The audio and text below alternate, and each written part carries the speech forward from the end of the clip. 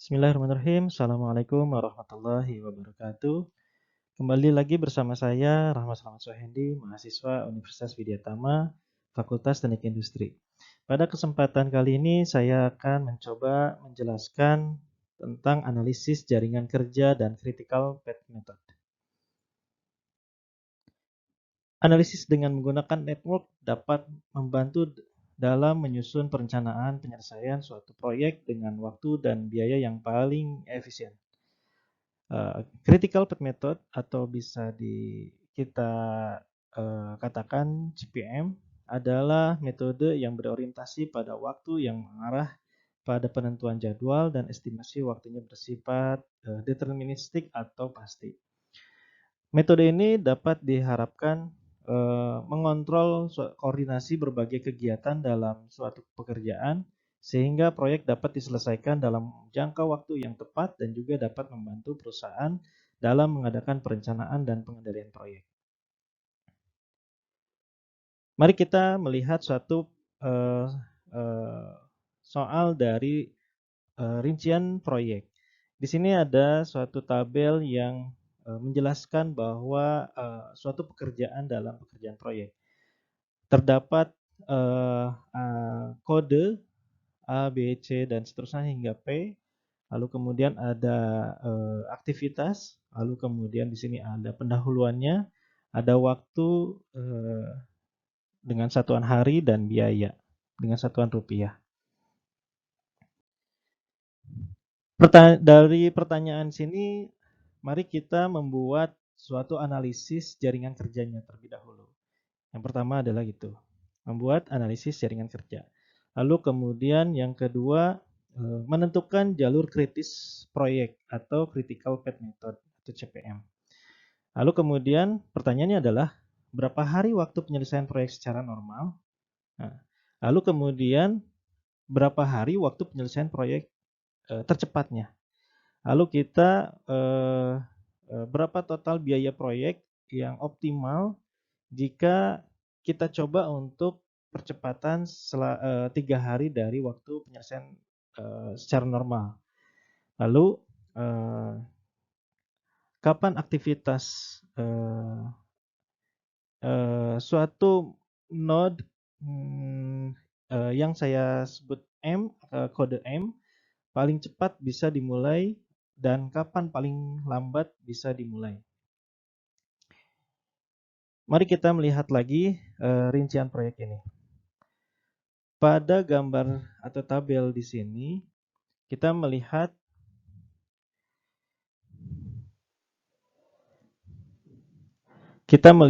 ada kode aktivitas, pendahuluan, waktu atau hari, biaya. Di sini saya ada proyek normal, ada proyek dipercepat.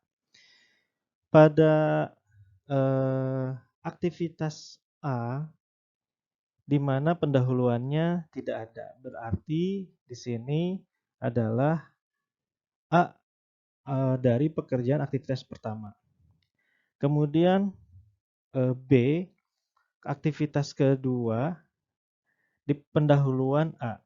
Maksudnya dari sini adalah aktivitas B ini bisa dilaksanakan apabila aktivitas A telah dilakukan.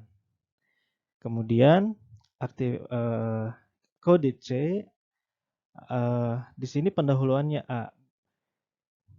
Sama begitu pula apabila C ingin melakukan aktivitasnya harus selesai terlebih dahulu aktivitas A. Nah, di sini aktivitas B, C, dan D itu pendahuluannya A. Berarti aktivitas B, C, dan D harus dilaksanakan apabila aktivitas A ini telah selesai dilakukan. Lalu kemudian di sini ada E itu melanjutkan dari aktivitas B. Jadi aktivitas E ini apabila aktivitas B ini sudah selesai baru bisa aktivitas E dilakukan. Kemudian begitu juga aktivitas F. Aktivitas F ini bisa dilakukan apabila aktivitas D ini sudah dikerjakan. Begitu juga G apabila aktivitas C telah dilaksanakan, aktivitas H apabila aktivitas D sudah selesai, aktivitas I apabila sudah dilakukan. Kemudian begitu juga seterusnya. Gitu. Mari kita melihat dari penyelesaiannya.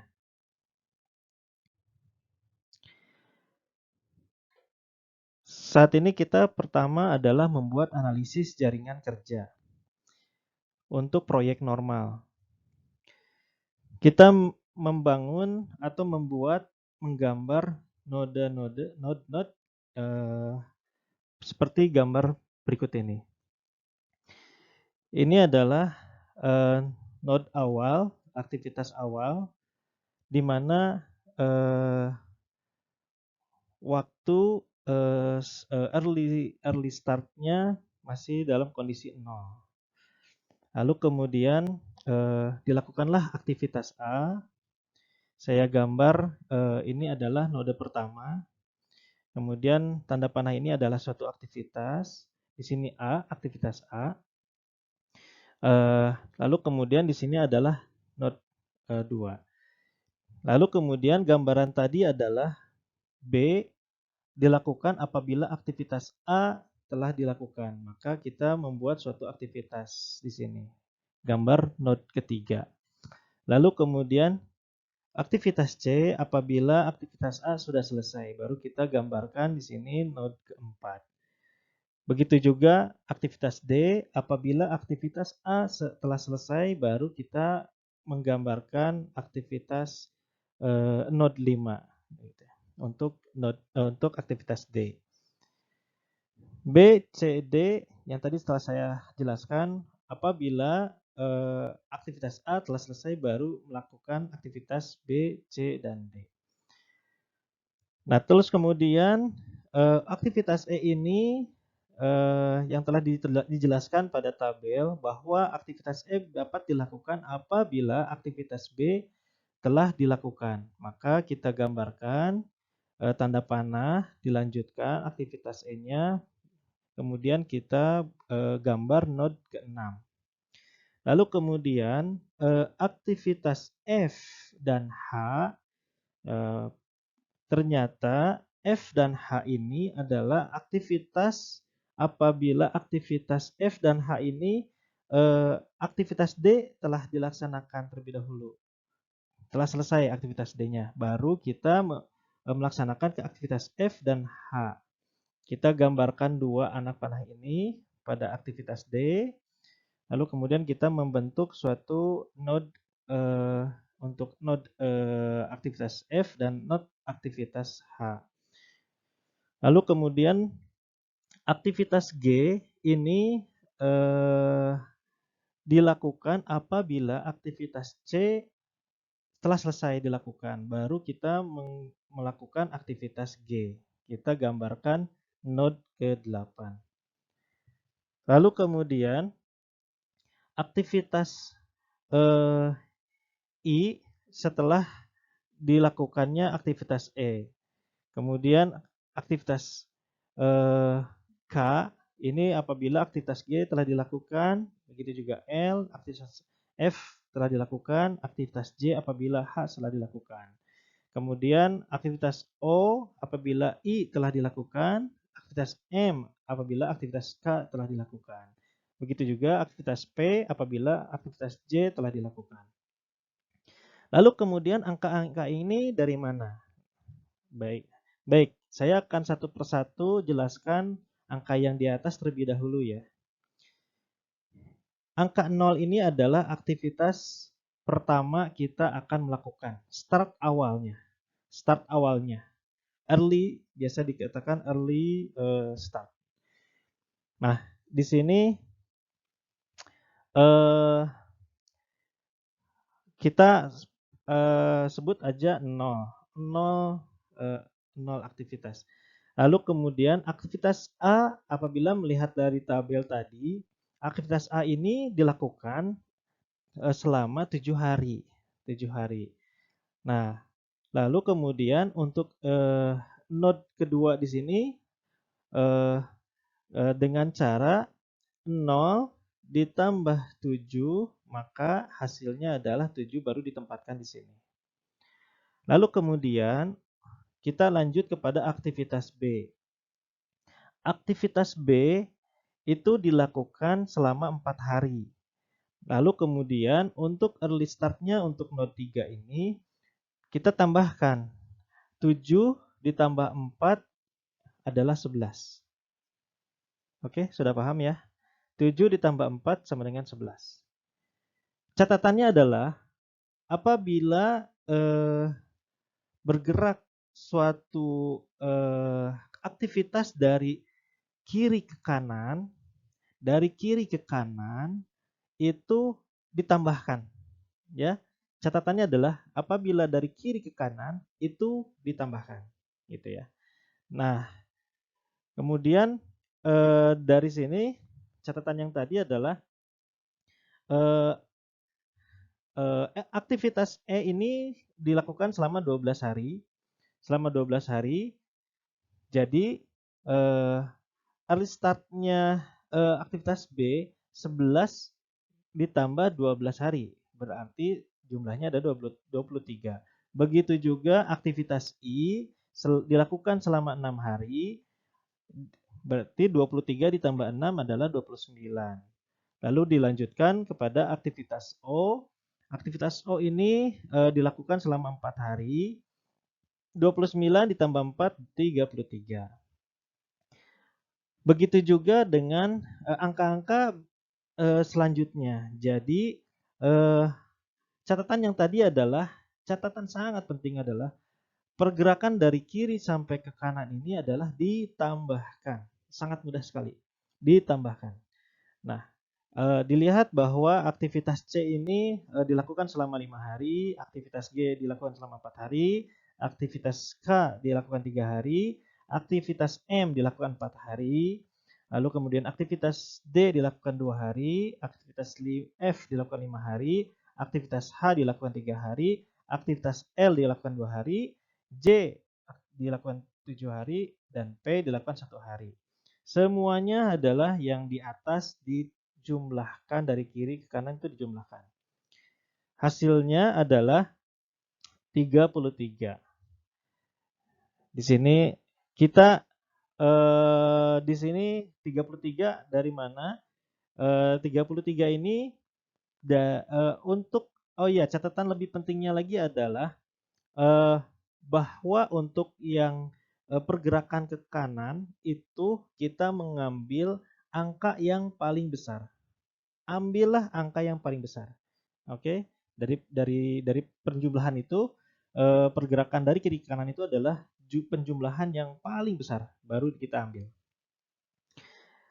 Lalu kemudian kenapa ini ada titik-titik garis putus-putus? Ini yang kita namakan dummy. Kenapa harus ada dummy? Gambaran ini adalah sebagai gambaran analisis jaringan kerja supaya lebih rapi lagi. Nah, lalu kemudian kita lakukan yang kolom yang angka yang di bawah. Angka yang di bawah ini catatannya adalah dari kanan ke kiri itu adalah dikurang. Dari kiri ke kanan dikurang. Oke. Dari kiri ke kanan dikurang. Jadi lalu kemudian ambil angka yang terbesar paling ujung adalah yang ini adalah ujung yang closing itu ya. Paling ujung itu closing itu antara angka atas sama angka bawah itu sama 33. Jadi kita catatkan di sini aktivitas O ini terakhir di 33, M 33, di sini 33, di sini karena di sini 32 itu adalah 33 dikurangi 1 menjadi 32. Baik, kita coba mencoba untuk analisisnya. 33 dikurangi 1 menjadi 32. 32 dikurangi 7 menjadi 25. 25 dikurangi 3 22. Tapi tunggu sebentar, di sini ada percabangan. Di sini ada percabangan. Di sini ada percabangan ya. Jadi tadi 25 dikurangi 3 adalah 22. Lalu kemudian di sini 33 dikurangi 2 adalah 31. 31 dikurangi 5 adalah 26.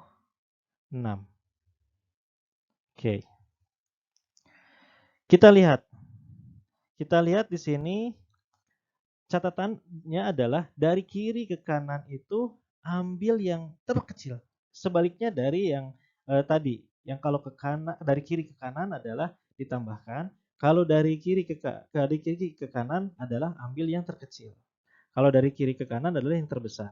Kalau kiri ke kanan adalah ambil yang terkecil. Baik, kita ambil yang terkecil menjadi 22.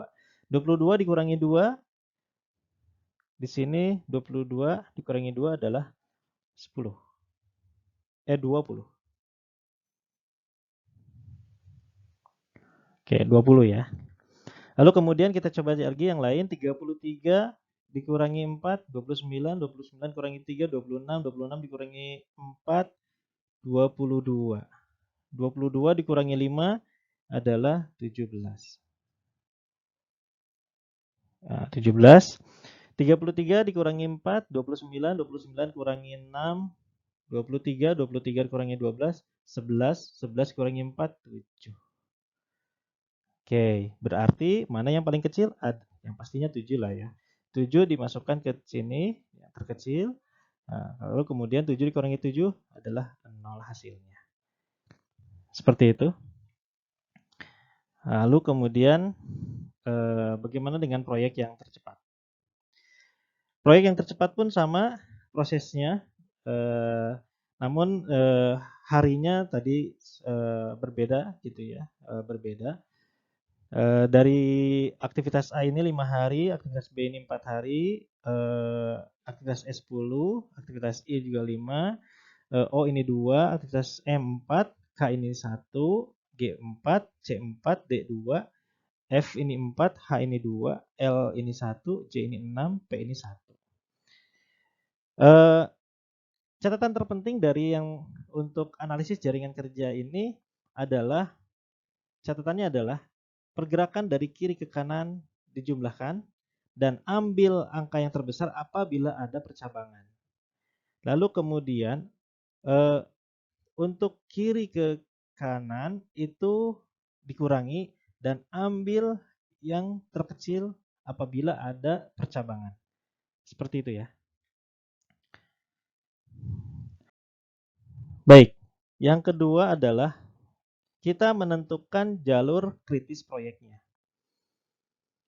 Jalur kritis proyeknya ini catatannya adalah di mana antara angka atas dan angka bawah itu angkanya sama. Angkanya sama. Catatannya adalah angkanya sama. Nah, di sini adalah ini pasti sama aktivitas pertama, aktivitas keduanya ini angkanya juga sama. Nah, di sini melihat ada garis-garis yang sudah saya bedakan warnanya. Ini adalah angka-angka yang antara atas dan bawahnya sama. Antara atas dan bawahnya sama. Jadi setelah dianalisis, setelah kita mengetahui bahwa atas sama bawahnya sama, kita bisa menggambarkan tarik garis untuk jalur kritis proyeknya seperti ini. Kesimpulannya adalah dari soal yang tadi, jalur kritis proyek untuk pada tabel permasalahan tersebut adalah aktivitas A, kemudian aktivitas B, kemudian lanjut ke aktivitas E, lalu kemudian lanjut ya, aktivitas A, lalu kemudian aktivitas B, kemudian aktivitas E, kemudian aktivitas I, kemudian aktivitas O, ya. Untuk jalur kritis proyek ini selama 33 hari untuk proyek normal. Mari kita lihat yang tercepat. Untuk proyek tercepat pun sama, jalur kritis proyeknya, critical path methodnya itu A, B, A, B, E, I, dan O. Berapa lama? 26 hari. 26 hari. Ya, 26 hari. Baik. Kemudian adalah berapa total biaya proyek optimal jika kita percepat 3 hari dari waktu penyelesaian normal. Itu 33 hari dikurangi 3 hari per 33 hari dikali nilai totalnya 95 juta. Itu sekitar 83.363.636,36 rupiah. Lalu kemudian yang terakhir adalah kapan aktivitas M yang tadi paling cepat bila dimulai early start dan kapan paling lambat bisa dimulai late start. Setelah kita analisis, setelah kita melihat, setelah kita hitung bahwa aktivitas M early start proyek untuk proyek normal itu adalah 23 hari. Aktivitas M latest start proyek untuk proyek normal itu 33 hari. Aktivitas M untuk early start untuk proyek tercepatnya adalah 19 hari dan aktivitas M latest start proyek tercepat itu sama dengan 26 hari. Baik, demikian penjelasan saya terkait tentang CPM dan analisis jalur kerja proyek. Terima kasih telah berpartisipasi dan menyimak atas penjelasan saya. Assalamualaikum warahmatullahi wabarakatuh.